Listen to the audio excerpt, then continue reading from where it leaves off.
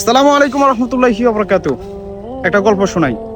ছোটবেলায় আব্বুর সাথে খেতে বসলে যদি আমাদের থালার মধ্যে থেকে যদি ভাত নিচে পড়ে যেত, একটা ভাত পড়েছে তো আমার আব্বু এটা আমাকে নিয়ে আবার খাইতে বলতো। তো তখন রাগান্বিত হতাম বা একটু মনটাই খারাপ করতাম যে পাতিলের মধ্যে এত এত ভাত, একটা ভাতের জন্য কি এমন আসা যায়। আসলে একটা ভাত জমি থেকে বা আপনার ঘরে আপনার থালা পর্যন্ত আসতে কত কষ্ট, কত পরিশ্রম হয়, তার বাস্তব প্রমাণ আমি এবং আমার বাকিনা আর আমিন আমার সামনে আছে। আমরা দুজন এখানে আসলাম, এসে আমরা বুঝলাম জমিটার দিকে আপনারা লক্ষ্য করেন, পুরাটা জমি শুয়ে গেছে।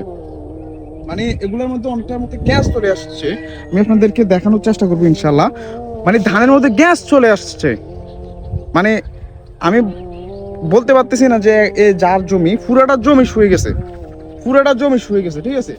যে ওনার মনের পরিস্থিতি কিরকম বা ওনার যে কষ্ট, কষ্ট কিরকম হচ্ছে, আল্লাহ তাআলা ওনাকে ধৈর্য ধারণ করার তৌফিক দান করুক। এখনো হয়তো কাটানো যাবে বা কাটা যাবে, তো খুব শীঘ্রই এগুলো আল্লাহ তাআলা সুস্থ একটা, আল্লাহ তাআলা বিপদ দিচ্ছে, আল্লাহ তাআলা উদ্ধার করুক, এটাই দোয়া করি।